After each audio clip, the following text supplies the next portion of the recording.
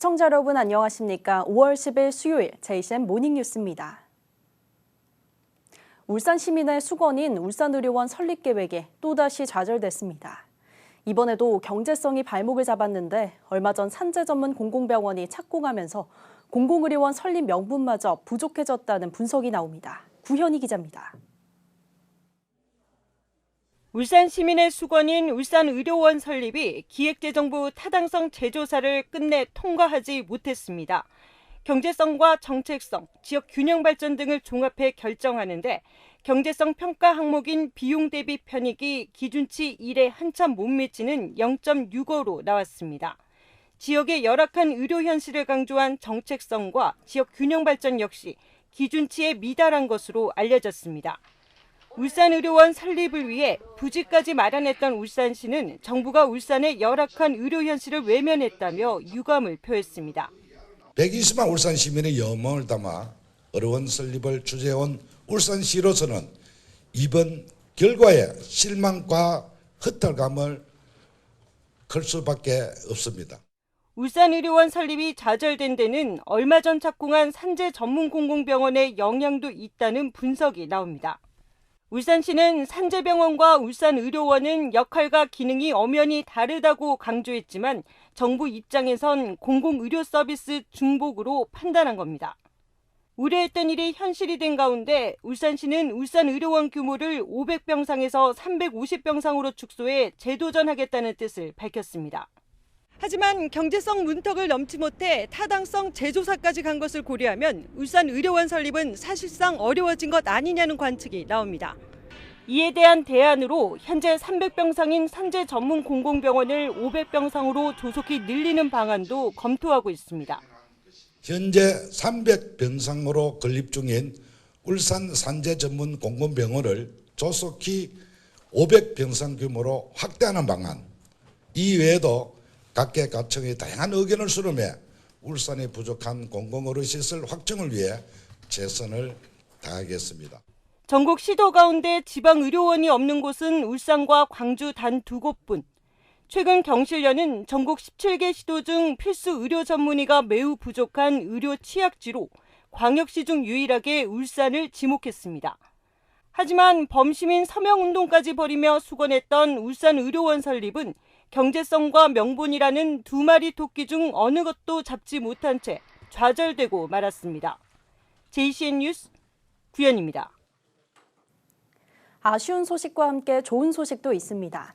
울산과 양산, 부산을 잇는 광역철도 사업이 어제 기재부의 재정사업평가위원회에서 정부의 예비 타당성 조사 대상 사업으로 선정됐습니다.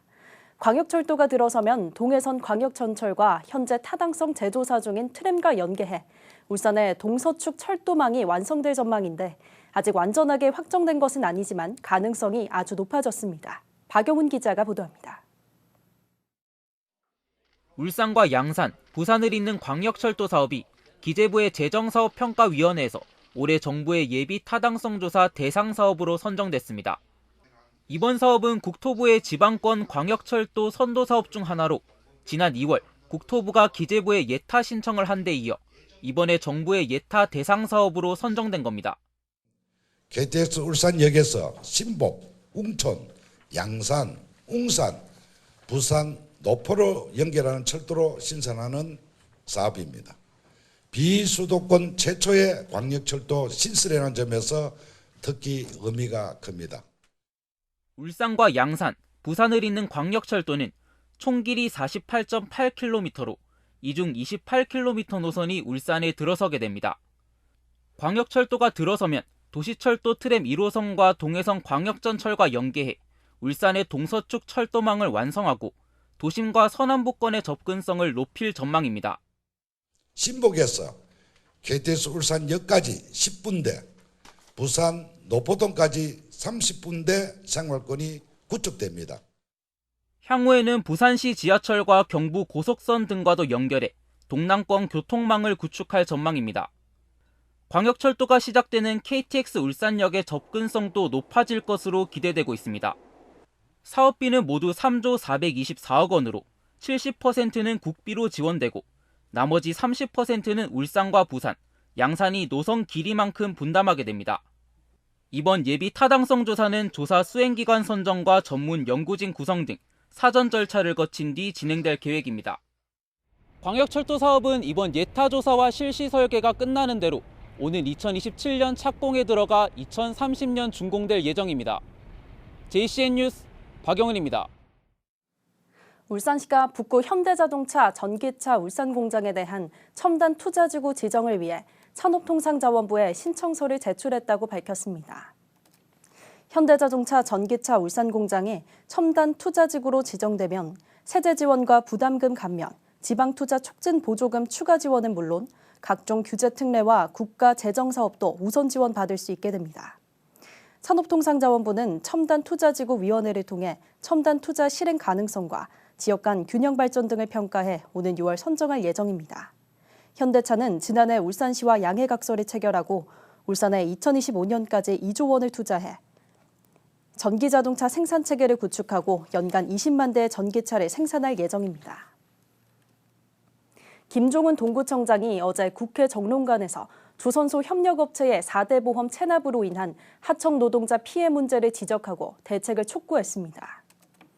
김 구청장은 조선업 불황기에 4대 보험료 납부를 유예받은 조선소 협력업체들이 체납된 상태로 폐업을 하는 바람에 원천 진수되는 건강보험료를 완납한 하청 노동자들이 체납자로 분류되고 있다며 급여 소득이 있어도 제2금융권이나 사채 등을 이용할 수밖에 없는 실정이라고 밝혔습니다.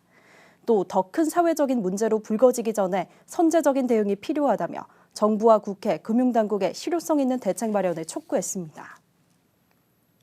천상지구 토지구획 정리사업에 채비지 청산금 문제를 놓고 조합과 아파트 입주민들의 법적 소송이 잇따르고 있습니다. 노미경 울주군 의원은 어제 울주군의회 임시회 본회의 5분 자유 발언을 통해 30년 넘게 이어지고 있는 천상지역 채비지 청산금 갈등이 최근 법적 소송으로 이어지고 있고 1심에서 승소한 조합이 천상지역 전체 아파트로 소송을 확대하려 한다며 우려를 드러냈습니다. 이에 따라 조합에 대한 관리 감독권이 있는 울주군이 더 이상 방관해서는 안 된다며 해당 사건이 원만하게 마무리될 수 있도록 중재에 나설 것을 요구했습니다. 천상 신안다솜 아파트 입주민들도 기자회견을 열고 선량한 주민들이 피해를 보지 않도록 울주군이 적극 나설 것을 촉구했습니다. 어제 오전 11시 58분쯤 북구 연포동 삼거리 인근에서 4.5톤 화물차가 정차 중이던 122번 시내버스를 추돌하는 사고가 발생했습니다. 이 사고로 시내버스 승객 11명이 경상을 입었으며 이들 중 9명은 병원으로 이송됐습니다. 사고가 나자 소방차 6대와 소방력 18명이 동원돼 사고를 수습했습니다. 어제 새벽 울산 앞바다에서 선박 충돌 사고가 잇따라 발생했으나 다행히 인명피해는 없었습니다. 울산 해경에 따르면 어제 새벽 3시쯤 슬도 남동방 31km 해상에서 39톤급 어선 A호와 3만 톤급 파나마 선적 원유 운반선 B호가 충돌했습니다. 이어 새벽 4시 22분쯤에는 전하동방 46km 해상에서 34톤급 어선 C호와 2만 8천 톤급 라이베리아 선적 석유 제품 운반선 D호가 충돌했습니다. 두 사고 모두 인명피해는 없었으며 인근 항으로 입항해 수리 중입니다. 울산해경은 야간에 시야가 확보되지 않은 상태에서 운항하다가 사고가 난 것으로 보인다며 선박 운항에 각별한 주의를 당부했습니다. 울산경찰청이 캠코더로 교차로 우회전 일시정지 단속을 벌인 결과 보름 동안 모두 29건이 적발된 것으로 나타났습니다. 위반 차량들은 보행자가 횡단보도를 건너던 중이거나 횡단보도에 진입하려는 상황인데도 멈추지 않고 지나다가 적발된 경우였습니다. 경찰은 차량 신호등이 적색일 때 일시정지하지 않고 우회전하는 차량과 횡단보도에 보행자가 있는데도 그대로 통과하는 차량을 단속 중이며 적발될 경우 4만 원에서 7만 원의 범칙금을 내야 한다고 말했습니다. 울산시가 지난달 20일부터 27일까지 대형 건축공사장 27곳을 대상으로 여름철 우수기 안전점검을 실시해 모두 62건을 시정 조치했다고 밝혔습니다. 울산시 지역건축안전센터와 5개 구군, 외부 전문가 등으로 구성된 합동점검반은 공사장 27곳을 대상으로 예상 강수량별 배수계획 수립 여부와 배수시설 설치 상태, 절토나 성토 비탈면의 흙막이 시설 안정성 확보 여부 등을 점검했습니다. 점검 결과 모두 62건이 지적된 가운데 경미한 사항은 현장에서 바로 시정 조치하고 사고 위험이 내재된 현장은 시정 조치 후 결과 보고가 이루어지도록 했다고 설명했습니다. 올해로 27회째를 맞는 2023 울산 고래축제가 오는 11일부터 14일까지 나흘간 장생포 고래문화특구 일원에서 열립니다. 축제는 11일 오후 8시에 장생포 야구장 메인 무대에서 가수 김희재의 축하 공연과 불꽃쇼 등 개막 공연과 함께 시작되며 고래 퍼레이드와 수상쇼, 장생포 열린음악회 등 다양한 즐길거리가 마련될 예정입니다. 고래문화재단은 축제 기간 동안 축제장을 오가는 4개 노선의 셔틀버스와 퇴화강력 직행 노선 등을 무료로 운행할 예정입니다. 울산 고래축제의 자세한 프로그램 일정과 셔틀버스 운행 노선은 울산 고래축제 홈페이지에서 확인할 수 있습니다. S-오일은 어제 임시 주주총회와 이사회를 열어 새 대표이사 최고 경영자의 안와르알 히즈아즈 전 아람코 아시아 사장을 선임했다고 밝혔습니다. 사우디아라비아 출신인 알 히즈아즈 CEO는 사우디 아람코에서 27년간 석유가스 생산시설 관리와 초대형 프로젝트 관리 등 다양한 경험을 쌓았으며 아람코 아시아 사장 재직 당시에 한국, 중국, 일본의 기업들과 전략적 합작 투자 개발과 협력관계 구축에 핵심 역할을 맡은 것으로 전해졌습니다.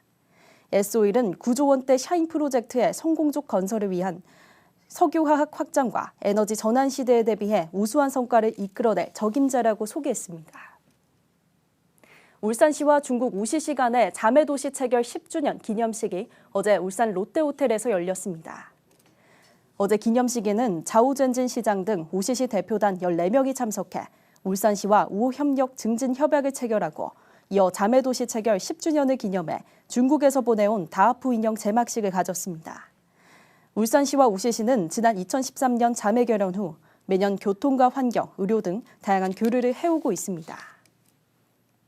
중구청이 올해 제1회 추가경정 예산안 4,912억 원을 편성해 중구의회에 제출했습니다. 이는 올해 당초 예산보다 447억 원 증액된 규모로 중구청은 재해 예방과 지역 안전 강화를 위한 주요 사업에 차질 없는 추진에 중점을 두고 예산을 편성했다고 전했습니다. 이번 제1회 추경안은 오는 17일부터 25일까지 열리는 중구의회 임시회에서 의결을 거쳐 확정될 예정입니다. 북구 노사민정협의회는 어제 북구청 상황실에서 올해 첫 본회의를 열고 지난해 노사민정사업 성과와 올해 계획을 심의했습니다. 협의회는 현대자동차 전기차 공장 신설 등 올해 노사민정 협력 사업을 노사민정 협력 인프라 강화와 지역 고용 일자리 창출 등 4개 분야 22개 사업으로 나눠 추진합니다. 우선 노사민정 협력 인프라 강화를 위해 노동특보 중심의 현장 소통으로 지역 갈등을 해결하고 일자리 창출을 위한 일자리 종합지원센터를 운영하는 등 다양한 사업을 펼칠 예정입니다. 울산 암각화박물관이 2023년 박물관 미술관 주간 행사로 오래오래 반구대 행사를 오는 29일까지 개최합니다. 박물관 미술관 주간은 문화관광체육부가 5월 18일 세계 박물관의 날을 기념하기 위해 기념일의 전후 2주에서 3주를 지정한 기간입니다. 울산 암각화박물관은 반구대 일원의 유산이 오래도록 간직되기를 바라는 의미에서 이번 행사를 마련했으며 행사 기간 동안 암각화 속 고래에 대해 알아보는 호작호작 암각화 프로그램과 박물관 학교 등을 운영한다고 전했습니다. JCM 모닝뉴스를 마칩니다. 함께해 주신 여러분 고맙습니다.